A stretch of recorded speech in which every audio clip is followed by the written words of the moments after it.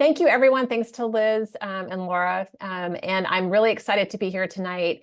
And even though I am joining you from Kentucky, I was born in Albuquerque, New Mexico, and went to elementary school in Lubbock, Texas. So Texas is still near and dear to my heart.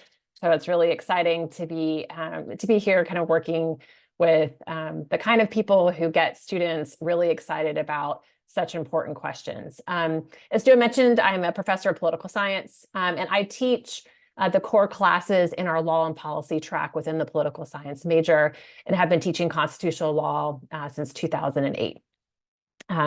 So to jump in, I thought I would start with kind of highlighting a number of places in the Texas standards that I identified that I think we'll be either directly or indirectly touching on as we go through this evening and have our conversation. I'm sharing this here. I won't discuss these individual points, but I'm sharing these here in the case that they're helpful for you in terms of thinking about lesson planning or assessment. But there's a lot here that I think can connect to a lot of different topics that people are teaching. And so I'm really excited to hear in the Q&A all the different perspectives that people are coming from in the students that they're teaching. And Liz has shared with me some of the feedback that people have shared about what they're hoping to get some help with in terms of supporting their teaching. And I'm happy to try to brainstorm some things with you as well during that time. All right, so let's just go to the Constitution. And this is my favorite Supreme Court picture ever of Justice Scalia and Justice Ruth Bader Ginsburg. Perhaps ideological foes on the court, but good friends off of it. Their trip to India in 1994. But two justices who took very different perspectives on the interpretation of the Constitution.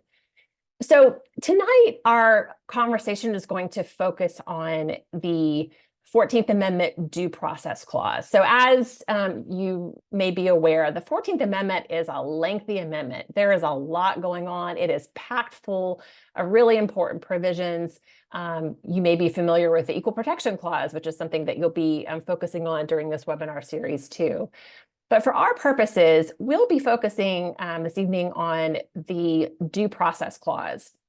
And so that part of the 14th Amendment reads, "No state shall deprive any person of life, liberty, or property without due process of law." And I've highlighted and read some of the key words in that sentence. We'll talk in a minute about why it's important that the 14th Amendment references no state at the beginning of the sentence. But I want to draw your attention to the words due process. So I think that for most people, when you hear about due process, that brings to mind ideas about fair procedures. So we tend to think about things like associated with like criminal trials, for example. But what we'll be talking about a lot this evening is a different dimension of due process, and that is about the substance of a law. And more broadly, it's about the question of into what areas of our lives and what decisions should the government not intrude? What rights are fundamental and therefore should not be subject to the whims of the ballot box? So we're thinking about due process in kind of a different way than I think many students probably originally think of it, and maybe how many of us think of it as well. So the way that I'm going to kind of proceed tonight is I have identified what I think are some big questions that are important to understand as we're thinking about the 14th Amendment Due Process Clause, and tried to connect them to some key concepts that have appeared in various places in the Texas standards. So the first thing that we'll talk about is, wait a second, I think there's another due process clause in the Constitution. Why are there two? So we'll kind of suss out the reasons for that. And that's going to help us talk about the concept of incorporation as well as federalism. Next, we'll sort of consider the question of whether some liberties are more important than others, and what criteria should we and judges used to determine whether a right is a fundamental right or not. And that's also connected to the concept of incorporation. Third, we're going to grapple with the question of what does the word liberty include? The Constitution has a lot of wonderful specific language, but it also has quite a bit of vague language. And certainly the Due Process Clause falls into that category. So we'll think about, how does the word liberty in the Due Process Clause connect to the right of privacy? And then lastly, talk a bit about the question that is really kind of undergirding so much of the case law in this area, which is, should we trust unelected judges to decide which unenumerated rights, that is, rights that aren't mentioned in the Constitution anywhere, which of those rights are protected and considered to be fundamental and which are not? And so as part of that, we'll be thinking about concepts connected to judicial activism, judicial restraint, and fundamental rights. So we will start by sort of trying to figure out what exactly is going on with why we need to have two different clauses in the Constitution that both talk about due process. And I think the best way to sort of think about this is to really think about the historical context around why and when each one of those was included. And again, one of the ways that I like to sort of talk to students about constitutional design is really getting them to think about the Constitution as a reaction to what came before. So what is it? What was top of mind for the framers as they were drafting the Constitution? What was top of mind for the framers of the 14th Amendment as they were drafting the 14th Amendment? So if we think about why there are two amendments, the first question is, it reflects concerns about which level of government we're more concerned about infringing upon our rights. Are we more worried about the federal government doing that? Or are we more worried about the states?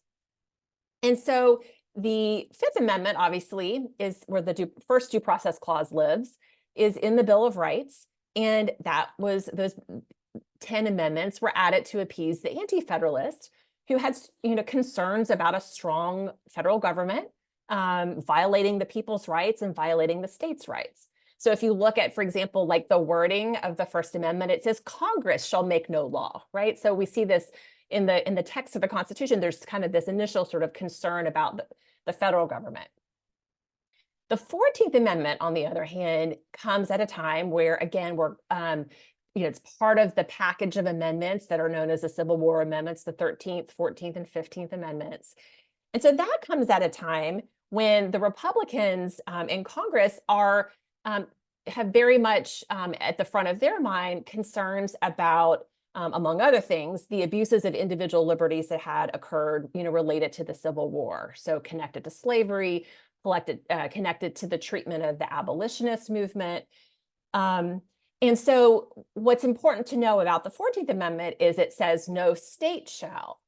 So after the adoption of the 14th Amendment, we now, as citizens, get double protection. So now we're protected from the federal government infringing upon our rights and also the states, right? So that's made explicit in the 14th Amendment. Now, the other reason why we have two due process clauses is that the 14th Amendment does this interesting thing where it kind of pulls a double duty. And what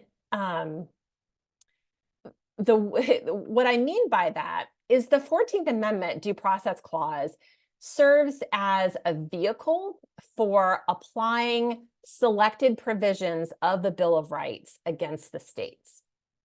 So what this means is the Bill of Rights, as they're kind of originally written, if you look at some of the early case law,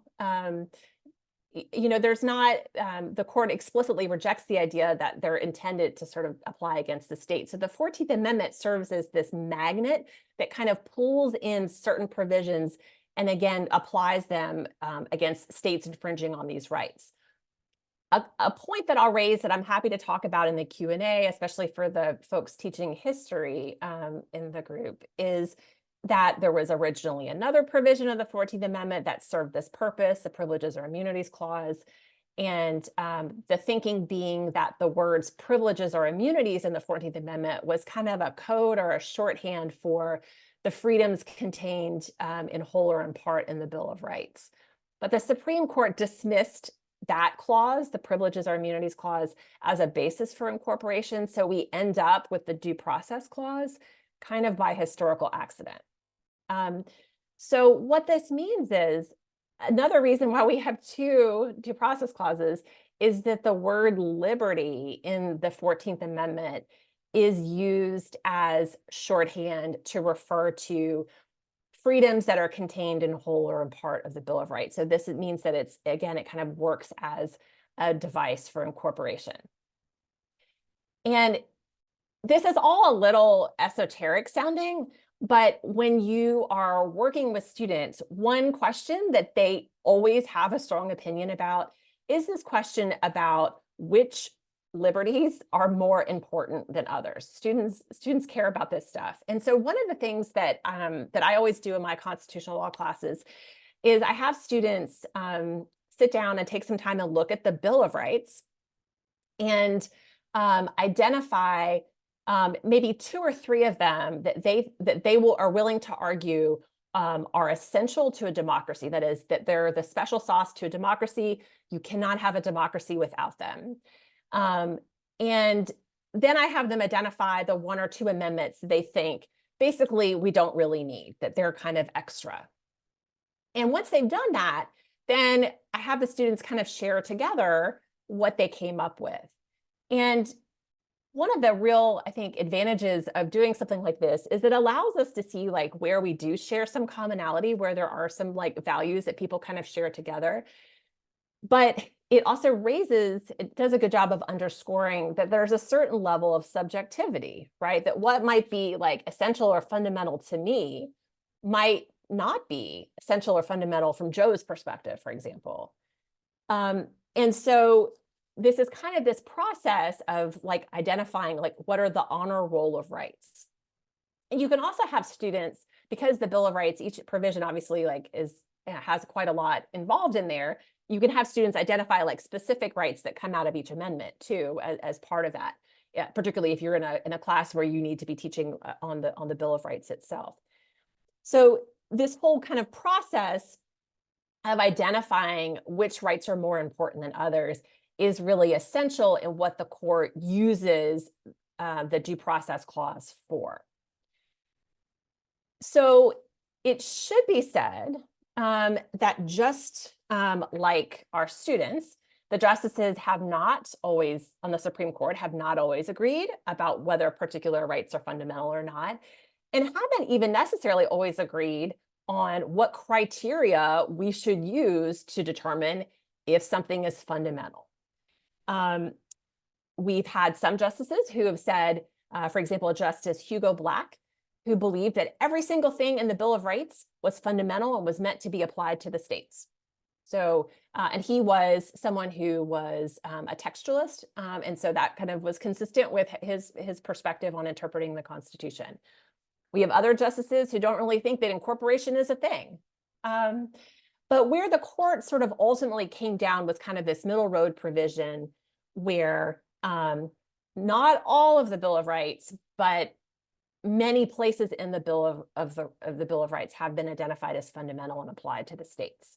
So how do we know? How do we know if something is fundamental? So there are two criteria that the court uses that we'll be talking about this evening. The first one is that the right in question has to be implicit in a concept of ordered liberty, such that neither liberty nor justice would exist if that right was sacrificed. And this is obviously not, this is not like the most like transparent of all criteria, but it does, I think, allow sort of a consideration of what does ordered liberty mean? It doesn't mean that we have unfettered liberty. It doesn't mean we have anarchy, right? We still we abide by rule of law, right? We all don't just do whatever we want to do, but we have to think about like, what are those things that kind of rise to this level? The second guardrail that the Supreme Court has put on there to determine whether something is considered to be a fundamental right is whether it is deeply rooted in the nation's history and traditions. This is an important one too. And using these criteria, I just want to point out that there's the court is kind of still going through this process of incorporation. So as recently as 2010, the Second Amendment was incorporated. So prior to 2010, the Second Amendment had not been incorporated to the states. So that meant different things in terms of what states could regulate with respect to guns as to what the federal government could regulate.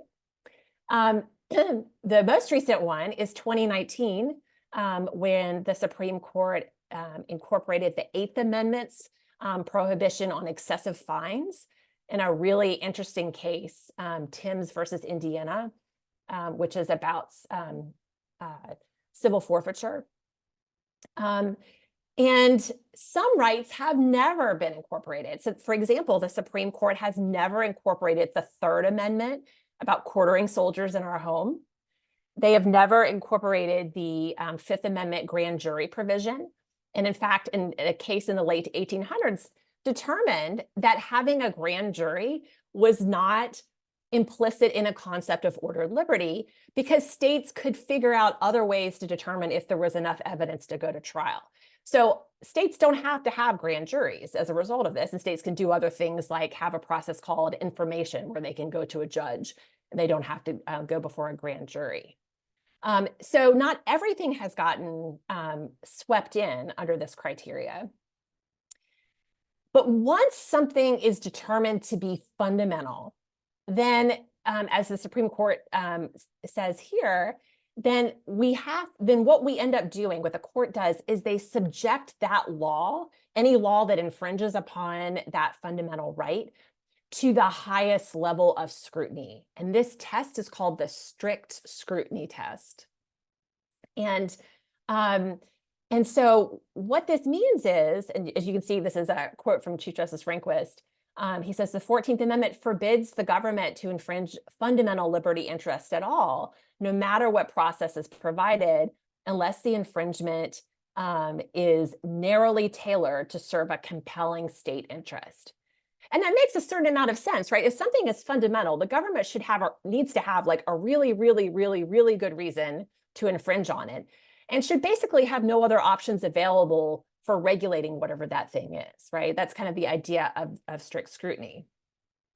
Now, this test is one that if you're going to use strict scrutiny, most laws don't stand. It's not a sure thing. Just because the court is deciding to use strict scrutiny doesn't mean they're always going to strike down a law.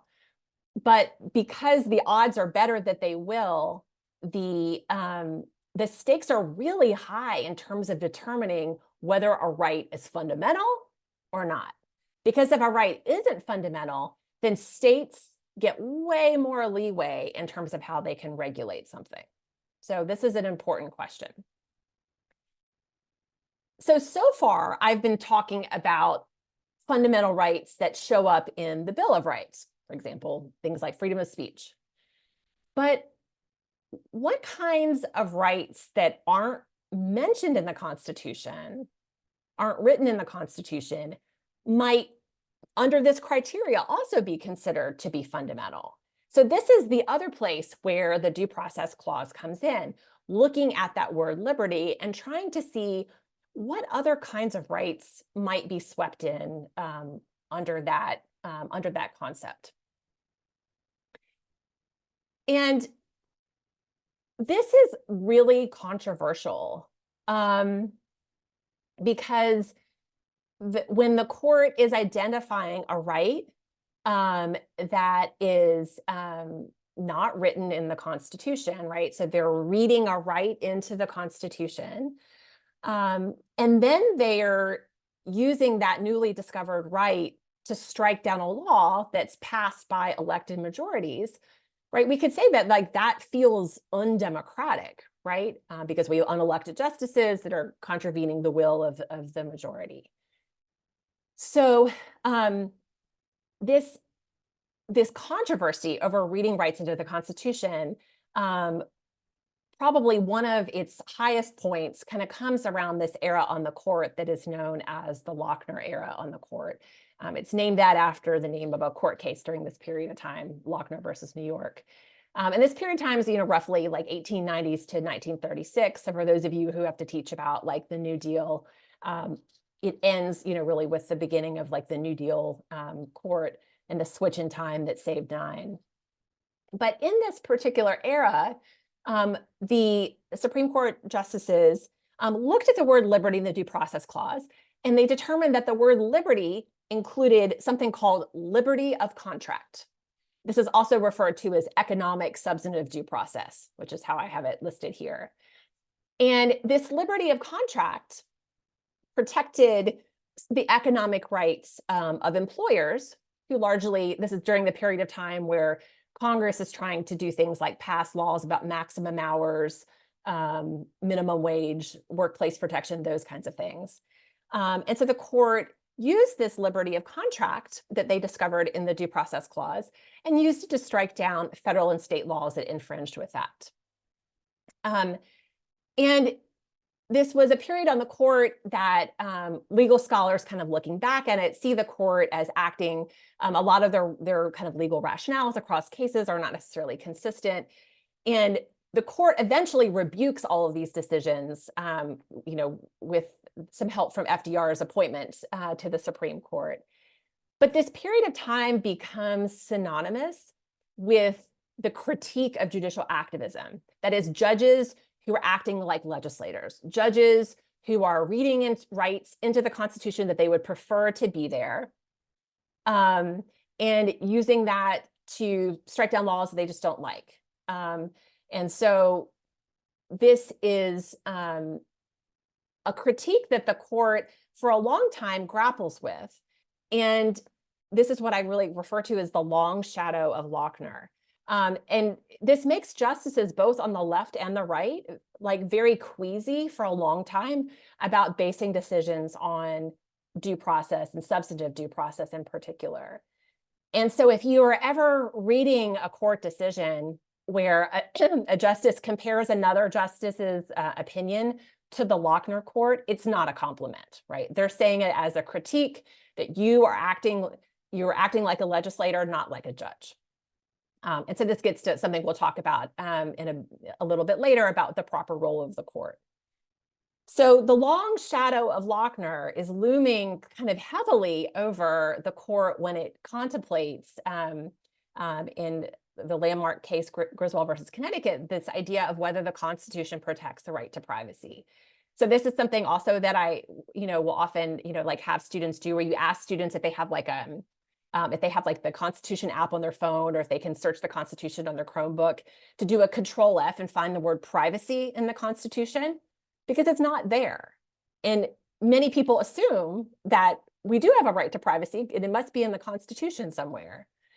So when the Supreme Court is grappling with this question in Griswold versus Connecticut, the majority in this case is really fractured about where a right to privacy might come from, in part because they don't want to be compared to the Lochner court. They want to try to find some other rationale for finding a right of privacy.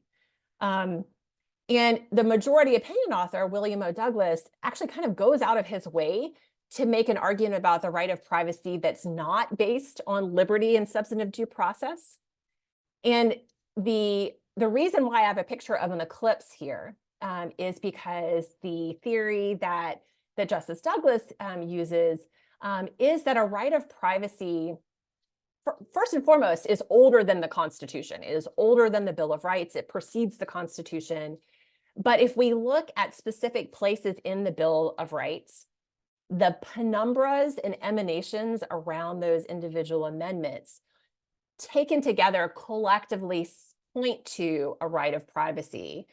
And it's a right of privacy for him that has two dimensions, a spatial dimension and a decisional dimension. So he points to the First, the Third, the Fourth, the Fifth, and the Ninth Amendments as all suggesting that we have a right to privacy. So if you think about the spatial dimension of privacy, think about the Third Amendment, right? The government can't quarter soldiers in your home. So there's this idea of space and place that is private. Or the Fourth Amendment with respect to search and seizure, right? That the government can't just search you whenever it feels like it, right? With respect to decisional autonomy, decisional privacy, if we think about the provisions that are in the First Amendment, right? So the right to association, which is really an inferred part of the First Amendment, but the freedom of speech, right? The government can't tell you what to say. The government can't tell you what to write. The government can't tell you what religion to believe in, right? So that there is a space into which the government cannot intrude. But in this case, so there's this penumbra theory about the right to privacy. There's only one justice, Justice White, who says explicitly, no, I think that the right to privacy is in that word liberty in the due process clause. So this is where we can locate this right. And this case is one that is focused on this particular question about expanding what the court had previously announced as other fundamental rights that are not written in the Constitution. So the court had previously kind of said that, for example, marriage, procreation, child rearing is another that I don't have listed here, all had previously been recognized as fundamental rights by the time of Griswold versus Connecticut. And this case is about a state law that did not allow married couples to use contraception. So the question is, all right, well, if it's a fundamental right to procreate, is it also a fundamental right to decide not to have children? And so this is kind of the beginning of the line of cases where the court first recognizes here, there is this right for married couples in the marital bedroom. So there's, again, this kind of two dimensions of this idea of privacy. And then it's extended later on in the later case to single people. And it ends up sort of leading to the line of cases dealing with abortion. But none of these are things that are mentioned in the Constitution themselves, right? That these are fundamental rights that are not enumerated anywhere and that are kind of understood to be read into the word liberty. So one of the justices on the court who's so important in terms of thinking about the impact of the due process clause and really helping to kind of define what liberty includes is Justice Anthony Kennedy. And ultimately, the court recognizes that, you can't use privacy for any old reason, right? That there are certain kinds of decisions under the right to privacy that are those that are fundamental. And those are the things that are protected by the 14th Amendment. But I want you to see how Justice Kennedy talks about what liberty includes here in this quote below. So he says, and this is a quote from Planned Parenthood versus Casey. He says, "These matters involving the most intimate and personal choices a person may make in a lifetime, choices central to personal dignity and autonomy, are central to the liberty protected by the 14th Amendment. And at the heart of liberty is the right to define one's own concept of existence, of meaning, of the universe, and of the mystery of human life. Beliefs about these matters could not define the attributes of personhood were they formed under the compulsion of the state." So I think this is a really insightful quote. I mean, Justice Kennedy is a Republican-appointed justice who joined along with two other Republican appointees to save Roe versus Wade in this case. So they maintained the precedent, even though they made quite a lot of changes to it. But I think this framing here really reflects his libertarian kind of perspective on the role of government and individual decision-making here. So you can see here that there's this idea of personal autonomies, that there's spaces, there's a substantive due process, there's spaces into which the government cannot intrude. There's certain decisions into which the government should not be able to tell us what to do. And why this is so important is that this framing of substantive due process and the word liberty is what creates this through line from cases about abortion to a whole series of cases about LGBT rights, right? So we have Romer versus Evans in 1996, which is about discrimination based on sexuality. We've got Lawrence versus Texas, which is about sexual conduct. We've got U.S. versus Windsor, which is about marriage at the federal level, and then culminating in Obergefell versus Hodges about marriage at the state level. But in all these cases, Kennedy comes back. He writes the opinions in all these cases, by the way. Kennedy loves to hear himself talk. But in all of these cases, he comes back and he quotes himself in Planned Parenthood versus Casey. So we see that his idea, his conception of what liberty is really kind of continues to kind of expand kind of throughout this period of time. And so I want to note that what happened in the Dobbs decision in 2022, of course, the Supreme Court struck down Roe versus Wade, but it also struck down Planned Parenthood versus Casey.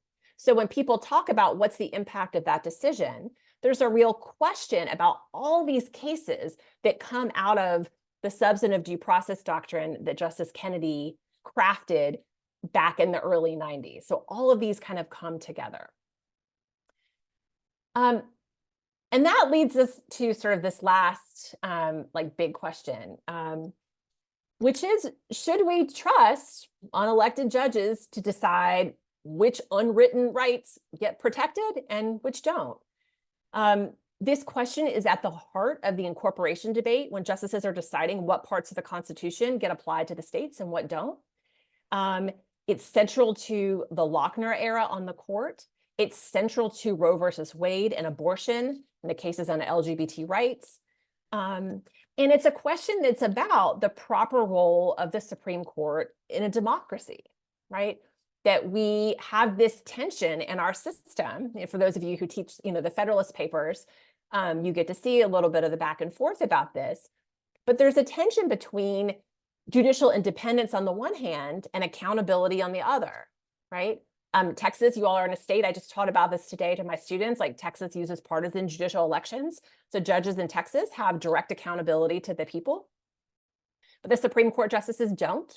That gives them a measure of insulation from public opinion. But then do we think that the Supreme Court should follow public opinion? Like, should it be ahead of public opinion as it was in Brown versus Board?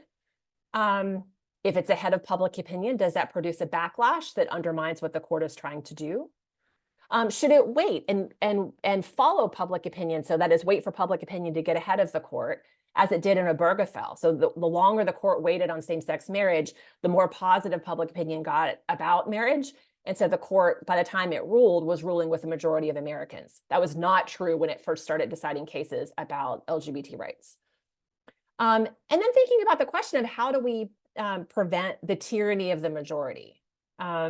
What mechanisms exist for accountability in our system? So I think those are the really big questions that for all of these cases related to the Due Process Clause. At the root of it, it's a question about institutions and what we think is appropriate for institutions to do. And we're always having this political discussion as a country. So I want to highlight a couple of things, and then you all have great questions, and I'm looking forward to answering them. I here kind of linked a couple of the different activities or discussions that I've had some of my students do. So I talked a little bit about the first one where the students rank the Bill of Rights, and then talking about that. Having students kind of assess for themselves what personal decisions they think said it should fall outside of government regulation. So maybe giving them like Kennedy's quote and thinking about, what do you think falls outside of that space, right, where government should not intrude? And then with respect to like thinking about the text of the Constitution, the Constitution itself, as I said earlier, does not mention the word privacy. So having students think about why it isn't there. What are some possible reasons? Is it omitted intentionally? Is it omitted because it was understood that we would all assume it would be there? If it's not mentioned explicitly, does it mean that the Constitution can protect a right of privacy? How do students feel about judges reading in a right that isn't even mentioned in the Constitution? There's a great quote from Justice Black about the right to privacy, where he says, I like my privacy as much as the next person, but until the Constitution mentions it, basically legislators are free to infringe on it all they want, right? So having students kind of grapple with what to do about unenumerated rights. And then the last sort of teaching resource that I wanted to share before I answer your questions are some audio resources that I love and I use all the time in my teaching.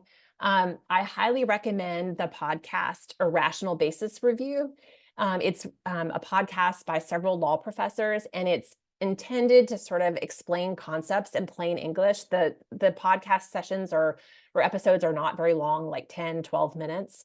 And there's two really good ones that are connected to what I'm talking about tonight from season 1 and season 2. The same law professors also have a podcast called Strict Scrutiny, which I saw somebody asked a question about in the Q&A.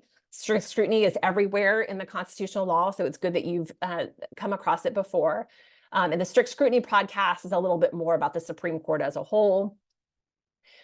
For folks who are interested in presidential power questions, Can He Do That podcast is also quite good. I use that when I teach constitutional law powers. And then I'll kind of go down to the bottom. So if you're not familiar with SCOTUS blog, this is a great resource for you and your students. They have cases in plain English. So when the court is hearing a new case and your student might be asking you about it and you don't want to have to actually read all the briefs to figure out what the heck it's about, they have short summaries about what the case is about so you can understand it. They also will include the analyses of cases once they come out, and they have a good ideological range in terms of people who provide analysis. And then I love the website Moyer, which is where you can listen to oral argument audio. So they have a transcript that kind of flows below the audio so you can see exactly who's talking and who's asking questions. And that's also a great place to make a case come alive for students, so you can hear the arguments going back and forth in Obergefell versus Hodges, or Dobbs, or any case at all that you want to listen to. And that really, I think, helps to kind of highlight the role of attorneys, which many students are sort of interested in or trying to figure out what attorneys do, and also the kinds of things that the Supreme Court is interested in. So those are some resources that I find really helpful in my teaching. And now I'm happy to pass the baton, I guess, to Joe to pull some questions for us.